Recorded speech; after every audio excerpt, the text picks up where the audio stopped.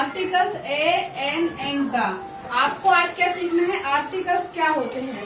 तो परिभाषा, definition, the word a an and the are called articles. जब भी आपसे कोई पूछे कि आर्टिकल्स क्या होते हैं तो दिमाग में आपको बस ये 3 चीजें याद रखना है, एक तो ए और एक एन और एक द। 3 अक्षर आपको याद में रखना है कि आर्टिकल्स क्या होते हैं। We use a with singular noun that begin with consonant sound। ए का प्रयोग तब अपन करते हैं जब नाउन सिंगुलर हो, लेकिन जब जो उनका साउंड क्या निकलना चाहिए, कॉन्सोनेंट से। जैसे कि आ बुक हुआ, आ बॉय हुआ, आ पेन हुआ, यानी कि जो है ना व्यंजन से शुरू होता है उसके साथ अपन को क्या लगाना है, ए लगाना है ना। समझ में आपको ए कहाँ लगाना है, जब है ना सिंगुलर हो लेकिन कॉन्सोनेंट से शुरू होना चाहिए। साउंड जो हो वो कॉन्सोनेंट यानी कि व्यंजन से स्वर निकलना चाहिए। जो आवाज है ना आपकी वो कॉन्सोनेंट यानी कि व्यंजन से होनी चाहिए। लिखने में भी क्या होना चाहिए, व्यंजन से यानी कि कॉन्सोनेंट से। जैसे कि आ बुक हुआ है ना, आ पेन हुआ, आ बॉय हुआ, आ गर्ल हुआ, ये सब कहाँ से शुरू हो रहे हैं, कॉन्सोनेंट से। जो शब्द लिखा जा रहे हैं वो कहाँ से, कॉन्सोनेंट से। जैसे कि अ काउ है ना। अब सेकंड क्या लिखा है मैंने, we use an with singular nouns that begin with vowel sound. An का प्रयोग कहाँ करना चाहिए, जब है ना कोई शब्द अपन लिखते हैं वो वोवल से शुरू होना चाहिए यानी कि स्वर से। और वोवल कितने होते हैं, 5 होते हैं, ए यू आई ओ है ना, यू। ये क्या कहलाते हैं, वोवल। और उसी को हिंदी में क्या बोला जाता है, स्वर। जब भी है ना वोवल से लिखा जाए है ना, वोवल साउंड आ जाए तब आपको एन लिखना चाहिए। जैसे कि एप्पल, एप्पल पहला अक्षर ए आ रहा है ना, तो एप्पल। तो एन एप्पल, क्या बोलोगे आप, एन एप्पल। एप्पल के आगे क्या लगाना है आपको, एन लगाना है। इसी तरह दूसरा एन एलिफेंट, एलिफेंट का पहला अक्षर ई से शुरू हो रहा है तो उसके आगे क्या लगाएंगे, आपको एन लगाना है।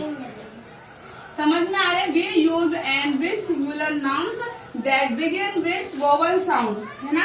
साउंड क्या निकल रही है, वोवल से है ना। वोवल से जब भी शुरू हो तब आपको एन का प्रयोग करना है। अब थर्ड क्या लिखा है मैंने, we use the with thing that are only one of their kind. यानी कि द का प्रयोग कहाँ करना चाहिए, जब वो चीज खास हो है ना। वर्ड में कोई चीज खास होती है कि एक होती है किसी के लिए ना। जैसे कि द मून, द सन, सूरज क्या है, एक है ना। द मून, चंद्रमा भी एक है। तो उन सबके आगे क्या लगाना है आपको, एन, द। उन सबके आगे द लगाना है।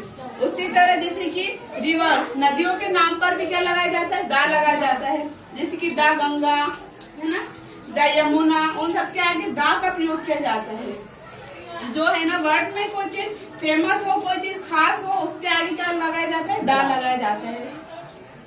जैसे कि होली बुक्स रहते हैं ना, उनके आगे भी द का प्रयोग किया जाता है। तो आपको आर्टिकल समझ में आए है ना। कोई भी आपसे पूछे कि आर्टिकल्स किसे कहते हैं तो आपके दिमाग में 3 अक्षर याद होना चाहिए, एक तो ए, एक तो एन और एक तो द। और आपको ए का प्रयोग कहाँ किया जाता है, एन का प्रयोग कहाँ किया जाता है और द का प्रयोग कहाँ किया जाता है। ए का प्रयोग तो आपको समझ में आ गया होगा है ना। सिंगुलर नाउन, जैसे किसी के नाम के आगे आ लगाया जाता है ना। और जैसे कि एन का प्रयोग जब भी कोई नाम शुरू होता है वो लेकिन स्वर से होना चाहिए कि वोवल से जब भी शुरू हो और साउंड उसकी वोवल साउंड वोवल होना चाहिए है ना। वोवल साउंड हो तब आपको एन का ही प्रयोग करना है। और दा का प्रयोग ओनली सिर्फ यानी कि सिर्फ खास हो वो चीज, उसके आगे दा का प्रयोग किया जाता है। षट्भुज की एक भुजा को एक दर्शाया गया है, ठीक है। तो इस षट्भुज के परिमाप को तो इस षटभुज के